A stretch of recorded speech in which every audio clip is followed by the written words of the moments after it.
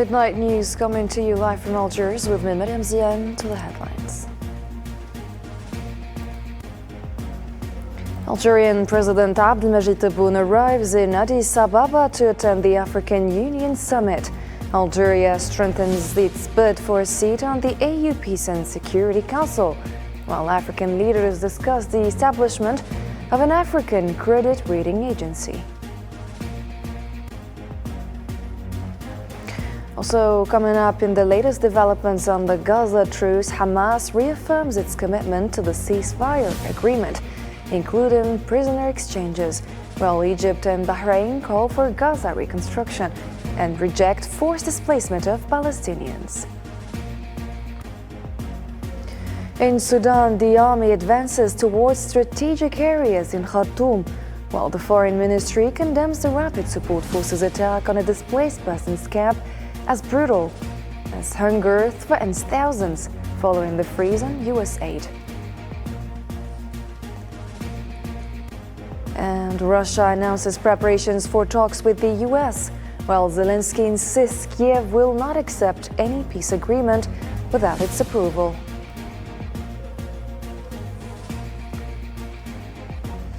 Hello and welcome again to our program. First in our news file, the Algerian President Mr. Abdelmajid Tebboune arrived in the Ethiopian capital Addis Ababa on Thursday evening to lead the Algerian delegation at the 38th Ordinary Session of the African Union Summit of Heads of State and Government.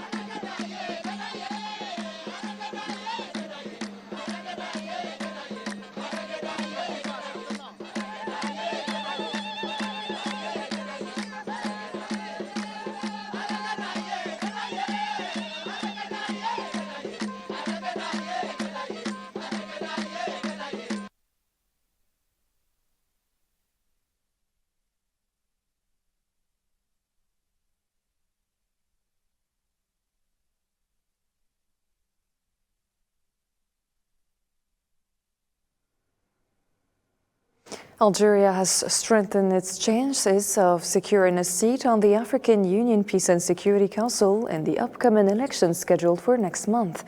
During the electoral rounds held so far, Algeria has secured 30 out of the required 33 votes, surpassing Morocco by nearly double the margin. Hossam Berkan has more. In Addis Ababa, the capital of Ethiopia, efforts to strengthen Algerian diplomacy and reaffirm its leadership within the African continent continue. On the first day of the Executive Council meeting of the African Union, 7 rounds of election were held for the membership of the AU Peace and Security Council. For the North African region, Algeria outperformed the other candidates, securing 30 votes from African states, thereby eliminating Morocco with a margin of nearly double in the 6th round.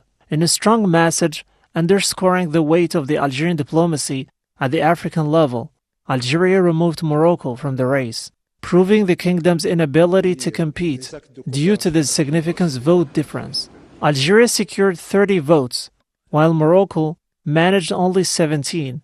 However, the African Union Commission decided to postpone the electoral process until next month, in accordance with the requirement to obtain a 2/3 majority of the voting states, which amounts to 36 votes.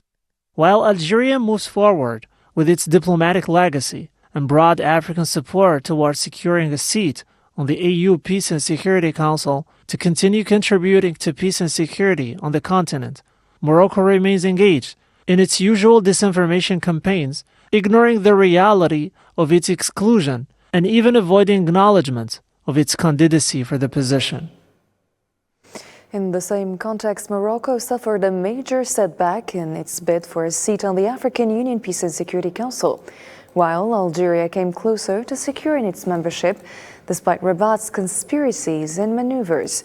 According to the Algerian press service, CPS, Morocco's failure was met with silence and media blackout, concealing a well-known fact that the Moroccan regime sought a seat on the council but secured only 17 votes, most of which were repeatedly obtained through lavish bribes.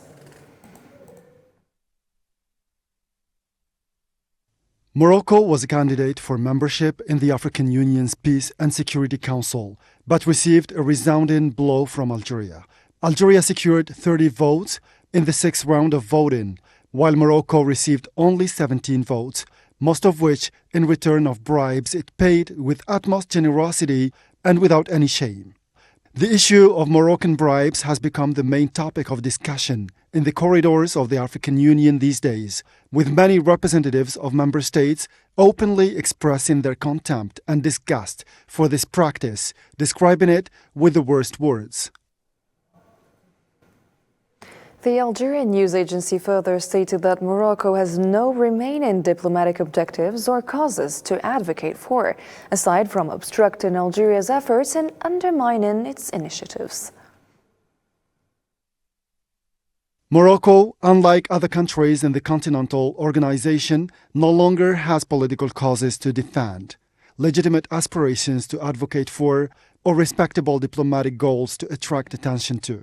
It has lost all of that, and its sole concern now, without any result or the slightest benefit, is to hamper Algeria's efforts and undermine its initiatives, which are destined to advancing joint African action. The agency also pointed out that Morocco's sole preoccupation is sowing division within Africa's unified front and attempting to block Algeria from assuming leadership positions within the organization.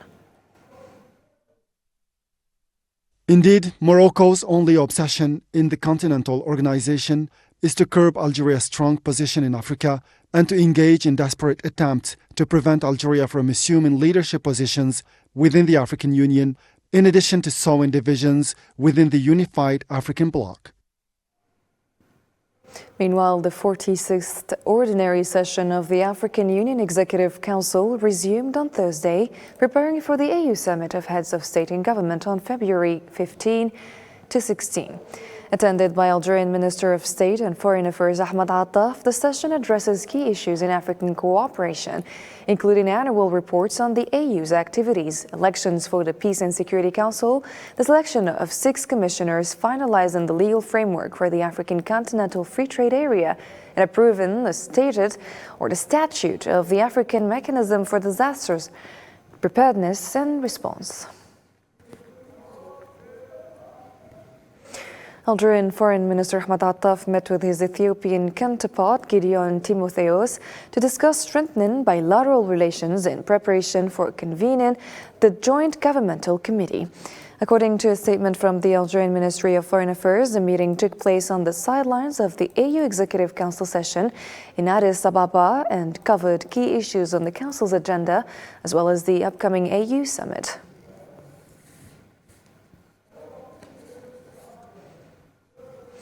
Minister Attaf also held talks with South African Foreign Minister Ronald Lamola, focusing on major issues at the continental level.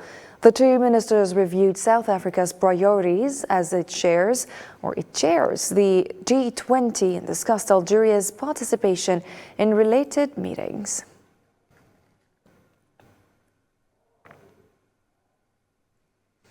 Additionally, Minister Attaf met with the Zambian Foreign Minister Mulambo Haimbe to explore ways to enhance bilateral cooperation. The discussions held on the AU or the sidelines of the AU Executive Council session also addressed coordination efforts within the African Union, particularly regarding their joint membership in the Committee of 10 on UN Security Council reform. The Algerian Foreign Minister also conferred with Gambian Foreign Minister Mamadou Tangara, whose country currently chairs the Organization of Islamic Cooperation, regarding ongoing discussions about holding an emergency meeting of OIC foreign ministers to address developments concerning the Palestinian cause.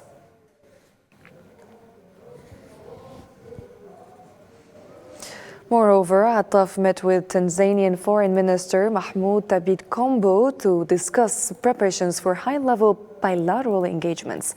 Their talks also covered ways to continue supporting just causes across Africa.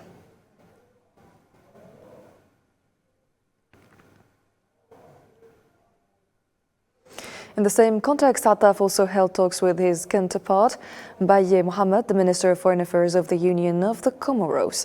A statement from the Algerian Foreign Ministry clarified that the discussions focused on exploring ways to strengthen bilateral relations between the two countries and enhancing consultations at both the Arab and African levels.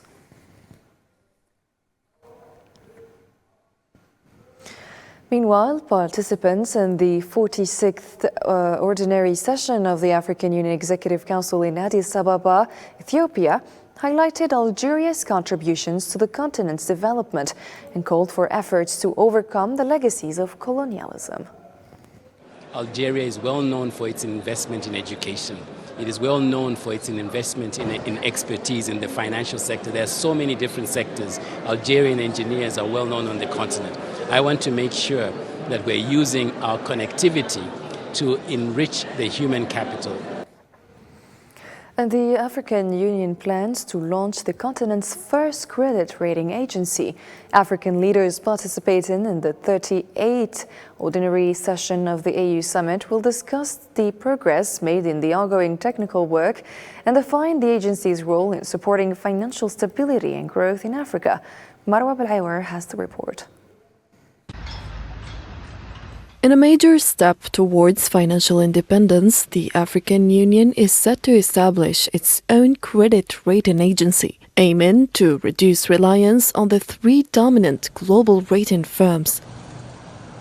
The move is designed to enhance Africa's financial sovereignty, address long-standing challenges with international rating agencies, and support the continent's economic integration efforts. Scheduled for launch in June, the African Credit Rating Agency will be a key topic at a high-level presidential meeting ahead of the 38th African Union Summit in Addis Ababa. The agency aims to provide fair, transparent, and development-focused credit ratings that accurately reflect African economies, free from the bias, inaccuracies, and high costs often associated with international rating agencies. According to the AU, the new agency will focus exclusively on African economies, incorporating social and economic data alongside regional indicators. It will also work to bridge data gaps and collaborate with the three major global rating agencies to enhance analysis and reporting. The initiative is expected to improve transparency, reduce dependence on international rating firms, and cater specifically to Africa's financial needs. Additionally, it aims to lower credit rating costs for African nations and businesses, improve access to financial markets, and ensure a major accurate representation of Africa's creditworthiness on the global stage. Mohamed Salim Ould Salek, a member of the National Secretariat of the Polisario Front, stated that the African Union must compel Morocco to end its occupation of Western Sahara. Speaking on the sidelines of the 46th Ordinary Session of the AU Executive Council in Addis Ababa, he emphasized that this would be a key step in enforcing the AU's consecutive act, which is based on the principles of refraining from the use of force to acquire territory and respecting borders as they existed at the time of independence. For the Sahrawi Republic, we believe that the African Union is required to impose on the Kingdom of Morocco an end to its occupation. This would be a fundamental step in enforcing the AU's founding law, which is based on African unity, the prohibition of using force to seize territory, and the respect of borders as they stood at the time of independence. Undoubtedly, the Sahrawi Republic will have the opportunity to make its voice heard, along with its friends and allies, who, as always, will stand by its side, not only to uphold the rights of the Sahrawi people and their state, but also to defend Africa, its principles, and its founding law. Moving on to the Palestinian file, the Islamic resistance movement Hamas affirmed on Thursday that discussions with mediators in Qatar and Egypt emphasized the necessity of adhering to all provisions of the ceasefire agreement. In a statement, Hamas confirmed that its senior official Khalil al-Hayya held meetings and engaged in discussions with officials handling the negotiations in Egypt and Qatar, as well as with technical teams from the mediators overseeing the implementation of the agreement in all its aspects.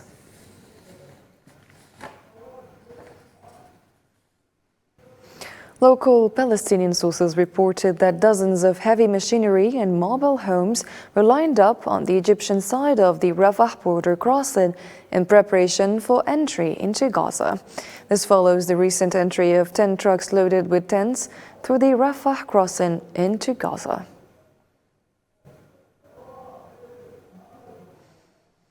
Egypt and Bahrain stressed the importance of advancing early recovery and reconstruction programs in Gaza to thwart any plans to forcibly displace Palestinians outside the enclave.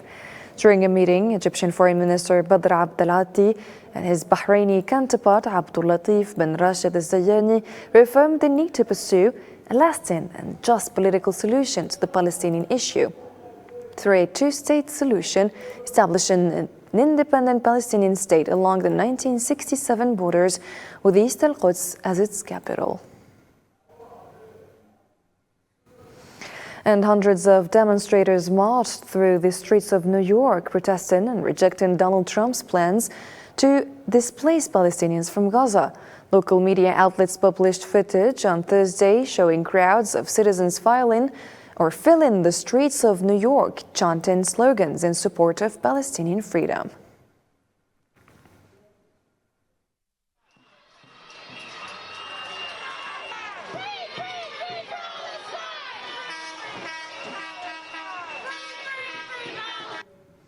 The city of Manchester in the UK witnessed a massive protest on Thursday demanding the end to the Zionist occupation in Palestine.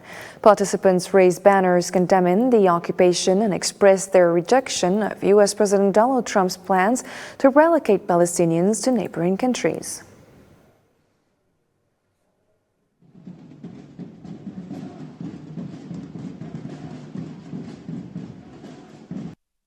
UNICEF confirmed that 13 children have been killed since the beginning of 2025 due to the ongoing Israeli aggression in the occupied West Bank. In the statement, UNICEF expressed concern over the increasing number of children killed, injured and displaced in the West Bank amid escalating attacks on villages, towns and refugee camps. The organization called for an immediate halt to the violence across the occupied West Bank.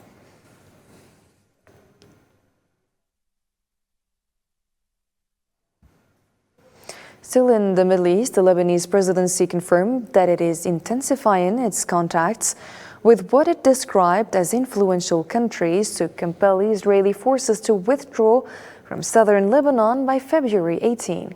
Lebanese President Joseph Aoun stated that his country would mobilize all diplomatic and political resources to ensure the withdrawal is completed, not just on time, but even earlier.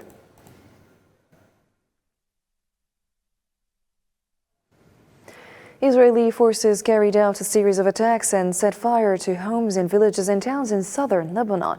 Lebanese media sources reported on Thursday that Israeli forces continue to violate the previously declared ceasefire agreement by attacking and burning civilian properties and homes in the town of Adaisa in southern Lebanon.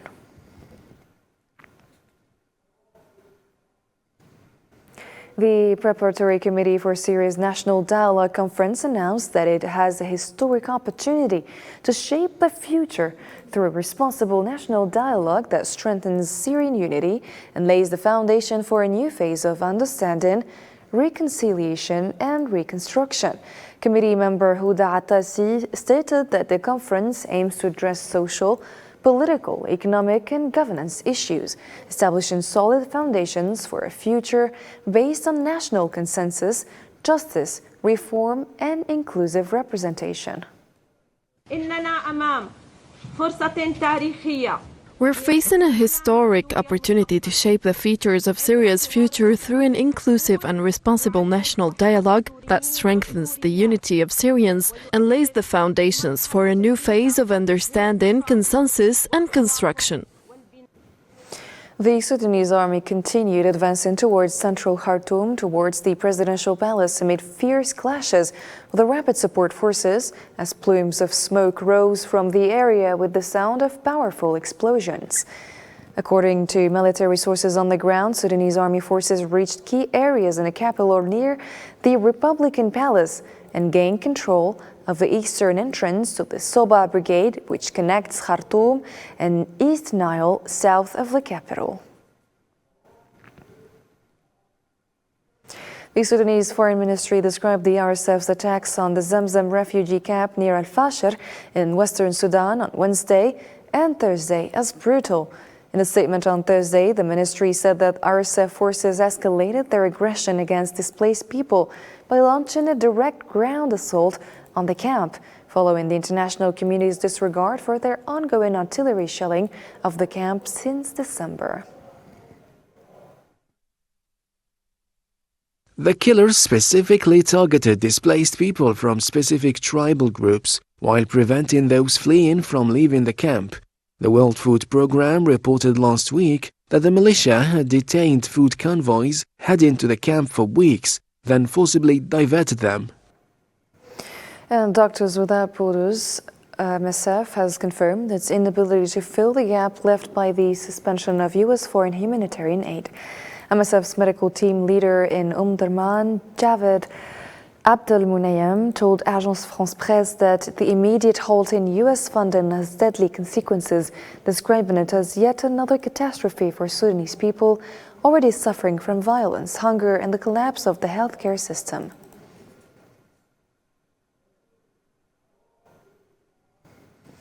President of Algeria's National People's Assembly, Ibrahim Boughali, called on France to officially acknowledge its responsibility for nuclear crimes committed in Algeria. During a parliamentary session on French nuclear tests in Algeria, Boughali demanded that France formally recognize these crimes, compensate the victims and their families accordingly, take responsibility for decontaminating radiation-polluted lands, and hand over the full archives of its nuclear test sites in Algeria. فإن الجزائر التي دفعت Algeria, which paid a heavy price to gain its independence and recover its freedom and sovereignty, will never accept that this chapter be closed without accountability, nor will it accept that this crime remains unrecognized. Therefore, we collectively demand, first, an official acknowledgement from France of its full responsibility for these nuclear crimes, not just a vague political recognition, but one followed by a clear moral commitment.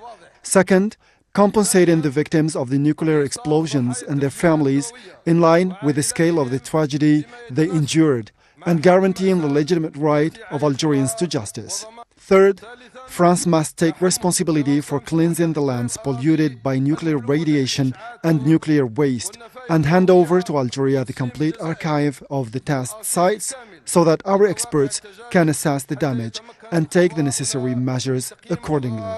واتخاذ الإجراءات الملائمة بشأنها. The Russian presidency announced that preparations have begun for negotiations with the United States regarding the war in Ukraine, stating that a meeting between Presidents Vladimir Putin and Donald Trump should take place as soon as possible. Kremlin spokesperson Dmitry Peskov confirmed that both leaders have instructed officials to immediately start working on high-level meetings. However, he dismissed the possibility of a ceasefire agreement in Ukraine before the two presidents meet. Ukrainian President Volodymyr Zelensky declared that he would not accept any peace agreements reached between Moscow and Washington without Kiev's participation. In a press statement on Thursday, Zelensky stressed that it is crucial not to allow the situation to unfold according to Russian President Vladimir Putin's plans, which he claims aim to make the negotiations exclusive to Moscow and Washington. He reiterated that Ukraine will not accept any agreement it is involved in.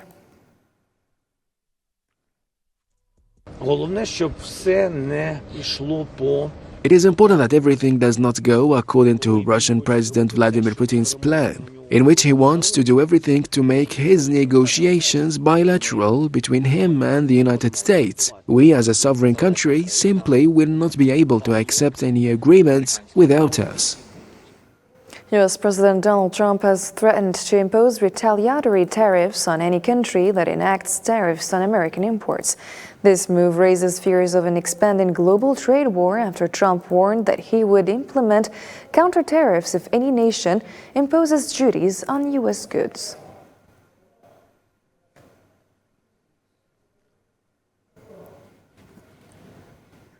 The Iranian presidency stated that Tehran cannot refuse negotiations with the U.S., but President Donald Trump cannot impose sanctions and then talk about diplomacy. Iranian President Masoud Pezeshkian said on Thursday that Trump does not genuinely want Iran to negotiate with Washington. He emphasized that Tehran will not accept a fait accompli of sanctions or succumb to such pressures.